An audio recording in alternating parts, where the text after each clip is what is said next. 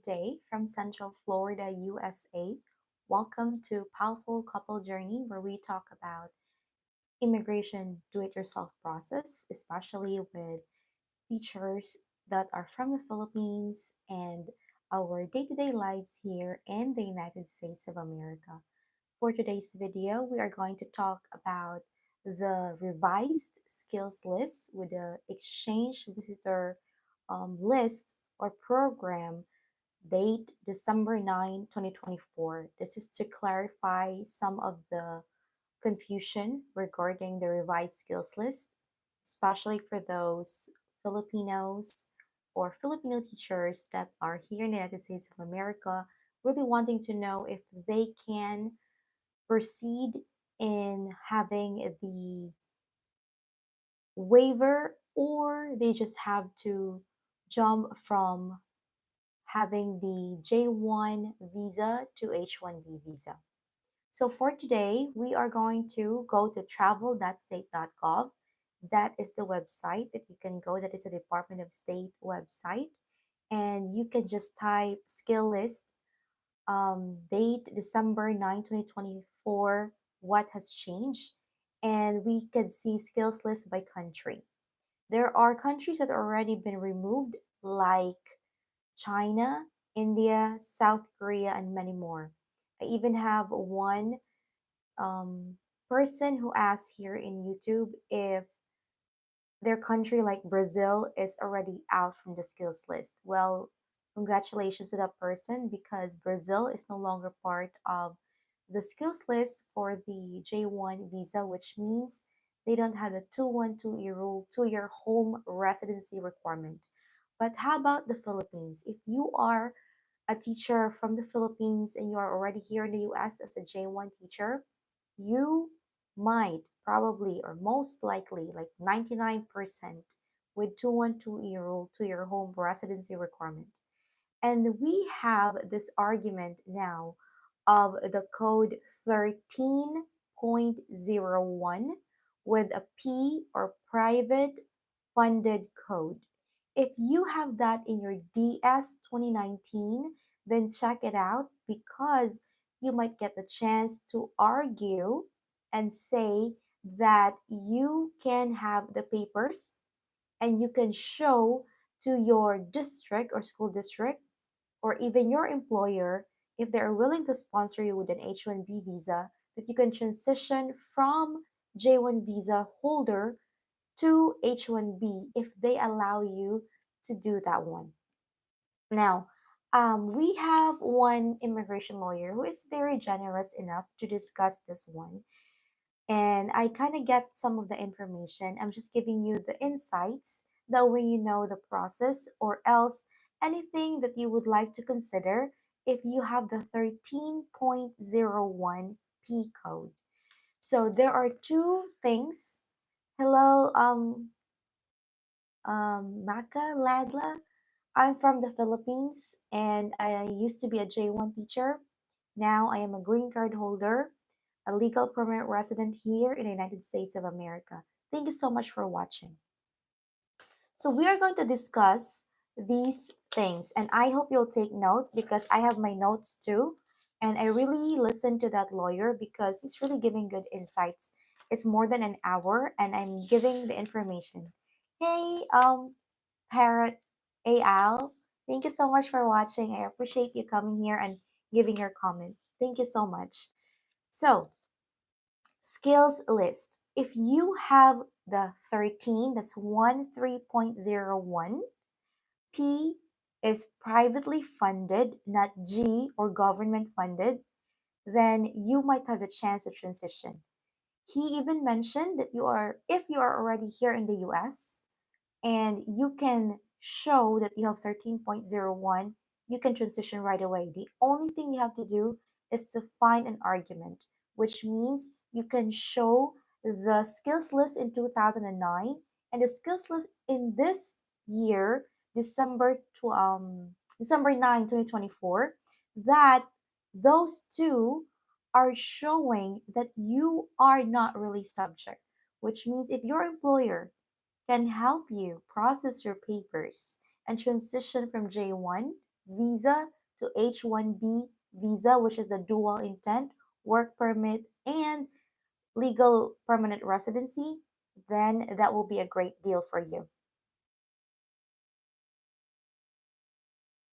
You should be very discreet with all your comments. So thank you so much for all that are here.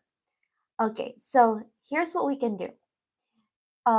You can argue to connect with your employer, but thing is, your lawyer cannot give an argument to your employer. So here's the thing, it's really up to you to reach out to your employer. That's the main thing.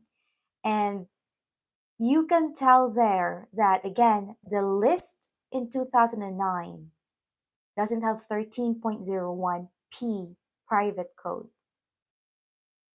Regardless if you have 13.011314, the two digits after the decimal are the most important. So if you have 13.01 or 13.14, and where can you find that one? Look at the skills list, click the word the Philippines. You can find the federal registered website, and they're going to bring you all the codes. They're going to show you all the codes. Bring all the way down to the Philippines. And you could see, I'm looking at my computer right now while I'm having this live video. You can see that they're no longer 13.01 and 13.14. And what are those? And this is basically showing to you that there's a chance for education. 13.01 is general education or educational administration, which means if you are having a position for admin, then that will be a good thing. And then the other one is 13.14, which is, oh, there's no 13.14. 13.13, there's plenty of things here. So most likely you can argue with the 13.01. So this is what it says here. Talk to your employer better on your first, second, or third year before you're gonna have to transition or do an extension. Because here's the thing, we don't know if and only if you transition again to the next DS 2019. We don't know if your employer will change your description and your code. So it's very important. This is very important for you at this point. Again, if you're in your first, second, or third year and you have a 13.01, you can find an employer that will sponsor you with an H1B. Just let them know the process. Or if they have an immigration lawyer within the school district, try to communicate, try to give your arrangement and tell them this is the argument. Skillsless in 2009 and skillsless in December 9, 2024, then we can argue that I am not subject to the 212E rule, 2-year home residency requirement, even though there's a stamp in my DS 2019 and or my visa um, that I am holding right now. So those are the things that you can argue. So what is the most relevant thing here? Again, the 13.01. Regardless of the code, some of you has 13.0113 or 13.0114. The last other digits are not important. The most important ones are the last two digits. Hi, Zachary. Good day. Yes, I'm from the Philippines. Thank you so much for coming here. I really appreciate you. So good news for you if you have 13.01. Your DS 2019 is the basis to issue the code and connect with your visa sponsor. So like for example, if you have 13.01 or if you're confused with that, you can connect to your visa sponsor and let them know. Ask them, hey, I have 13.01, but this is a special education. Do you think this is correct? If it is somehow with discrepancy, then you can either ask a lawyer and tell them, hey, can we argue on this one? And of course, you can ask for lawyer's pay So you better prepare on that one. So the valid argument should be you're not subject to the 212E rule based on the skills list in 2009 and the skills list now in 2024. So I know this is an opportunity for some Filipinos that are in general education. I am part of the general education, but now I am a green card holder thanks to exceptional hardship waiver through my US citizen spouse. If you wanted to know about that one, go to powerfulcouplejourney.com. You'll see the templates if you want. Now let's continue on our topic. We all know that from the Philippines, they are not lenient when it comes to the no objection statement. Before, they are eager to give us a no objection statement from the EVP or the Exchange Visitor Program Committee that if we got married to a US citizen spouse or we have a US born citizen child, then they could give us the no objection statement automatically. But now they are not willing to give that one, not unless it's a humanitarian reason or it's research that could benefit the Philippines and or the country, just like in the US. And in our YouTube channel, A Powerful Couple Journey. We're going to talk more about that. I hope you like, share, and subscribe to this YouTube channel for more updates. And with our J1 Waiver Helping Hands group, they are already connecting from different states like Florida, California. They are looking for partners. That way they can create a research. And soon, if they can submit that one to the EVP, they might be able to get funding or they can give money because one of the teacher there already said that one of the groups that created the study has been successful and now they might be given the no objection statement because of the research they did, and they might have to build like a STEM building in the Philippines that could benefit the Philippines, and then they'll be granted with no objection statement. So think of any possibility that you can in order for you to get this waiver or not subject to the 212E rule, because we all know from the Philippines as a J1 teacher and former Department of Education teacher, we resigned already from our work in the Philippines. And we don't have any um, assurance if we can go back to the Philippines and teach again. Because we know there's a lot of people, teachers waiting for an item or for them to be placed in a school for them to teach.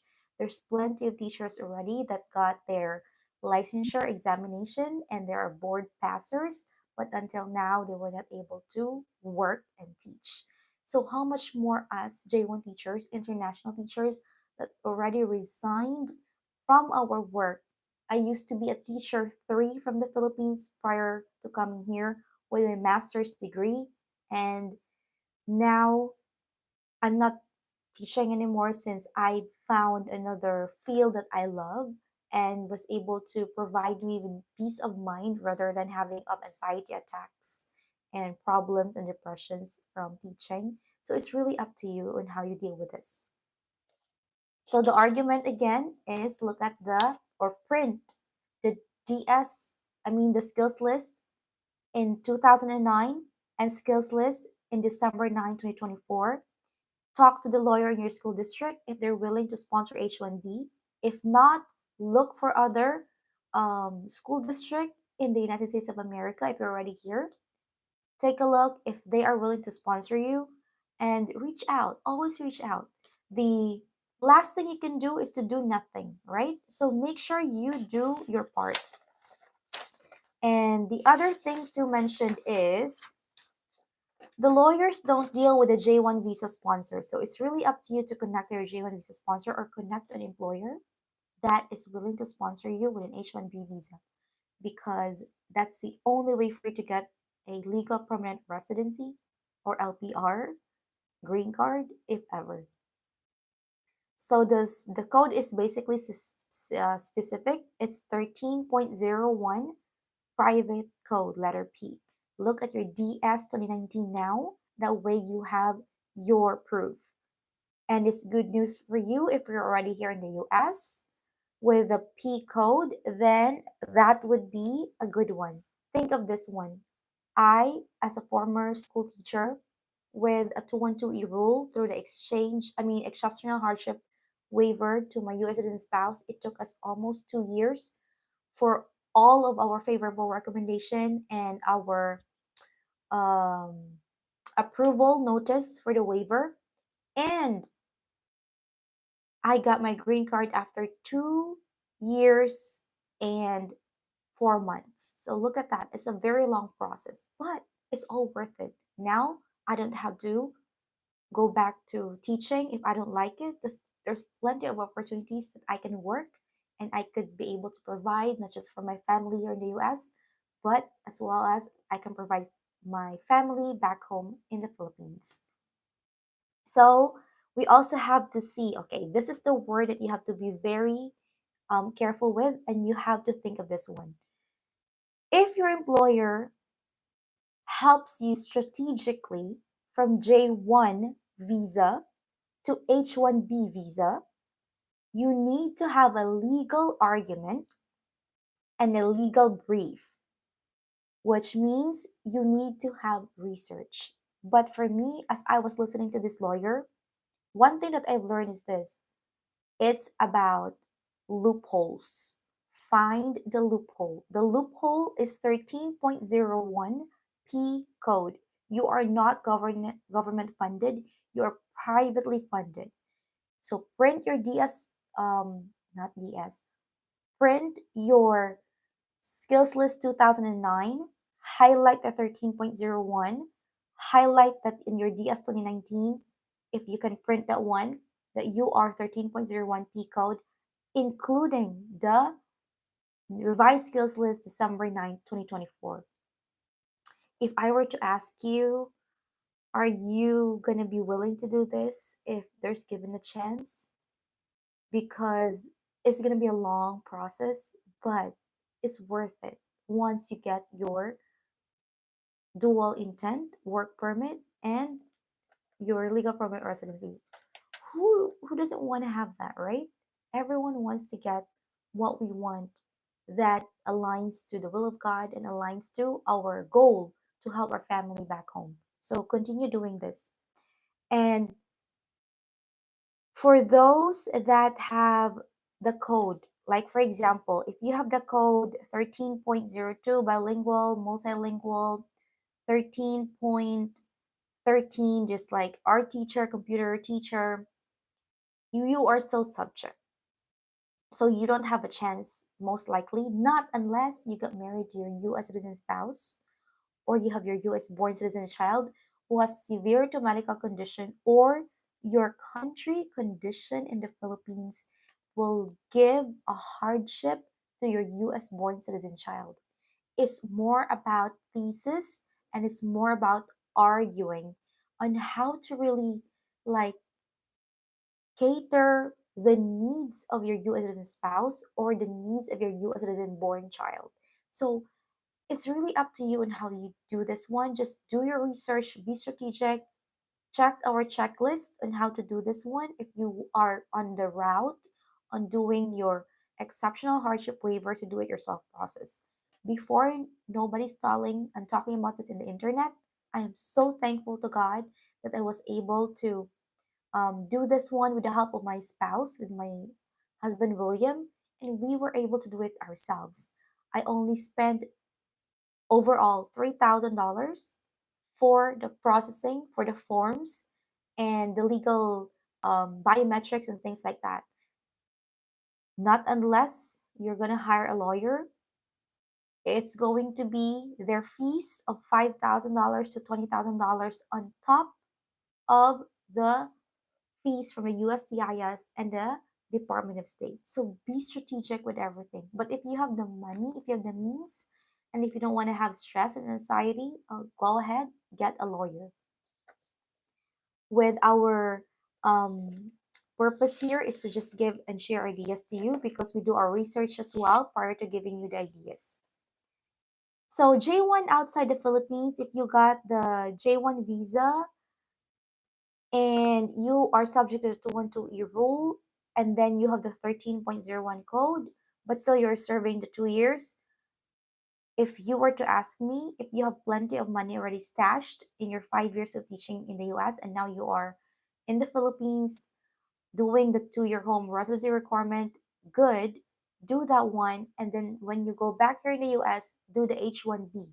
You know the process already of the J1 visa and the restrictions it has. So go for an H1B visa. You know why?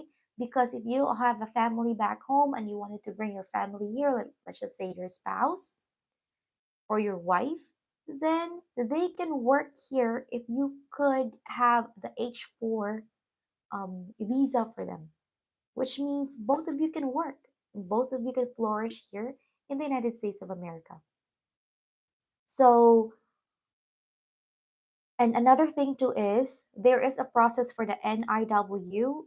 That's another topic that's going to be for the higher education and more on specific things that you could have, but still you need to have a waiver.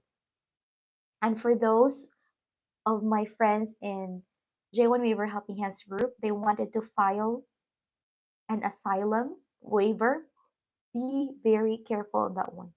The reason for that is, according to this lawyer, think of it 100%.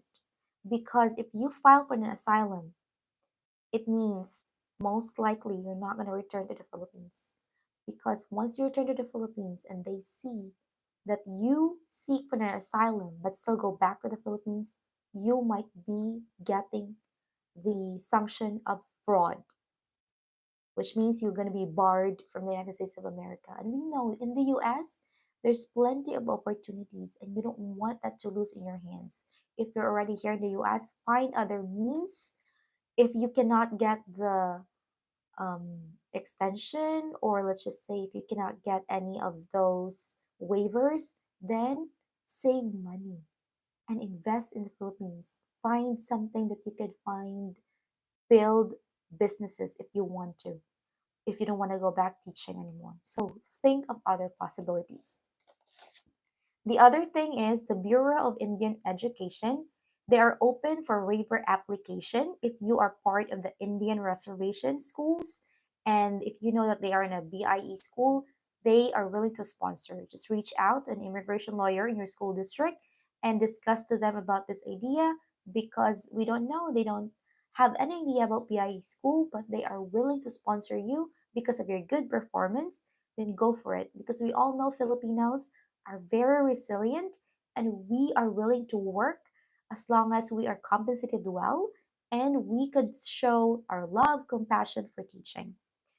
And think of other lawyers that could potentially help you in this process.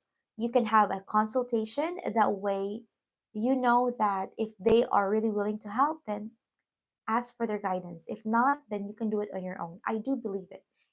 It's just about looking for loopholes. That's what lawyers mostly do. But they have this um, words that they use and arguments that they can give you. Those are important things. But 90% of the time, it's still you working. So why not do it yourself if you can do it, or if you can ask for an immigration lawyer in a school district, right? So think of other ways to find good means to get either a waiver or get this 212E rule to your home residency requirement out of your way. So we are going to count on chargeability, country of birth. This is where why the J1 teachers from the Philippines has a 212E rule, because of the skills list. So like for example, if you are from Thailand and you're a Filipino, it doesn't mean that you're teaching in Thailand or you're from Thailand and you get the J1 visa, you're not subject to 212E rule anymore. Most of the time, you are still subject because of the country of chargeability, which means they charged our country, Philippines, of the 2 year home residency requirement based on the skills list. So 13.01, think of that. DS 2019, look for 13.01 P code. Then you can argue, if you are here in the US already, that you are not subject to the 212E rule. And the thing is, communicate with your school district. Some school district doesn't really allow to have an H1B. Most likely here in Florida, I don't think they allow H1B, but if they are, then congratulations to you. If not, look for other schools: Alaska, Hawaii, California, New York, Montana. There are 50 states that you can look at, as long as they sponsor you. And for summary, the 13.01 P code is privately funded. Potential need to have a waiver if you want, but you could also argue that you are not subject based on the skills list. So how blessed you are if you have 13.01. If you have any other questions, please leave a comment on this live video. That way we can discuss and we can share ideas. And please go to J1 Waiver Helping Hands group. Just agree to group rules and I, as your admin, will accept you immediately. That way you can find other teachers too that have been successful with the process, or if you can at least get ideas, because that's our advocacy and that's what we want to give information here. Then the other thing too is talk to your employer to change status and set up and explain to your employer that they could reach out to an immigration lawyer that is already stationed in a school district, or you can outsource an immigration lawyer that has already an idea. But if you know already how to do this, do an argument, DS 2019 with 13.01 privately funded, Skillsless in 2009 print and highlight, Skillsless in 2024 print and highlight. You can argue this. Think of this as a thesis. If you have already got your master's degree, it's just so easy. The only thing though is that we have fear to do this. And that's what I had been doing it before. I asked myself, can we do this? I doubted myself. But you know what? I pursue, because when we consulted a lawyer in Orlando, Florida, he says it's not going to work. It's not going to work on your end because you don't have an extreme hardship to show. But you know what? I proved that lawyer wrong. And now I have a green card. So this is my way of giving back and giving you information. So thank you so much for those who believe in our website, powerfulcouplejourney.com, for all the templates that I use, because the proceeds that we have there, we share to the mountain pastors from the Philippines. That way we could further the kingdom of the Lord by sharing the gospel. And that's how we are. And we wanted to do that one because everything that we have here comes from the Lord. And that's what we wanted to have. So any ideas, share. Any ideas that you wanted to have, we are going to or willing to contribute. So there will be chances for you for approval on this one. And the worst thing you could do is do nothing.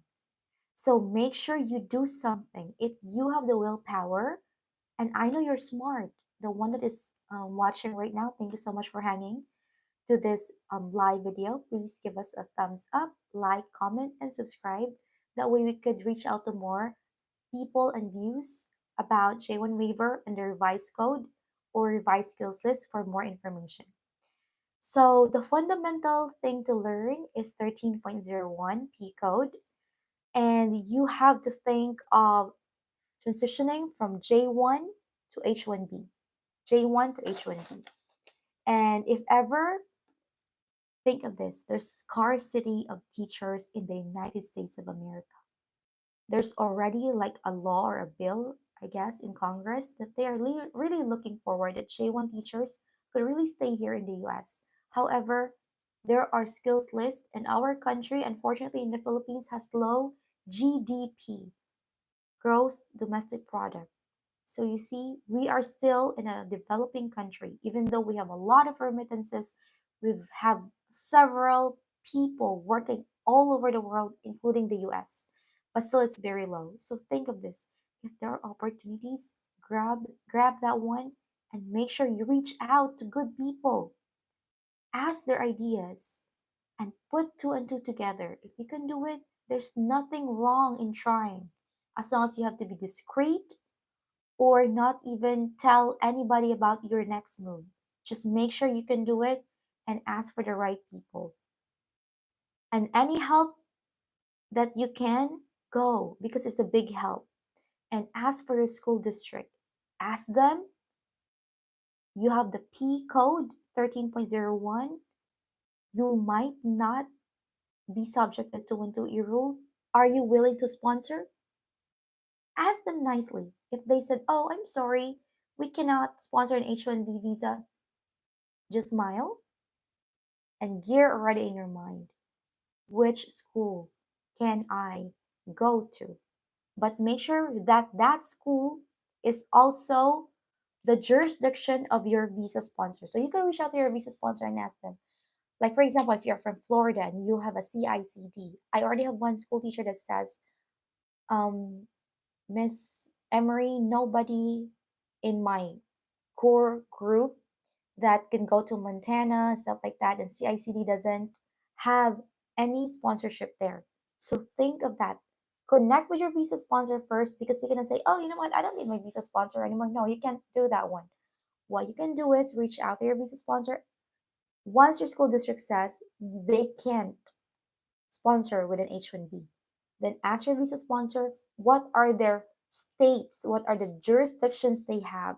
So if they say, oh, we can take Nevada, we also are partners with New Mexico and all, look for places that have H1B there, and for sure you'll get it. And please get back to us, to our group, or to me. That way we know that there's already somebody who is very successful with this. That way we could share the ideas as well. Because ideas really matter. And please join our J1 Waiver Helping Hands group. Just agree to group rules at least, and I will accept you immediately. That way we could continue with the harmony of our group. So we are going to have more information about the exchange visitor program and the DS 2019, but this is good news. Good news for 13.01. Your code in your DS 2019 with a P or private code. Reach out, number one, to your school district if they have an immigration lawyer willing to sponsor H1B. If not, reach out to your visa sponsor. Ask them what states are their jurisdiction. Then turn the wheels. Look for a school that is within the jurisdiction of your visa sponsor that sponsors an H1B, and then reach out.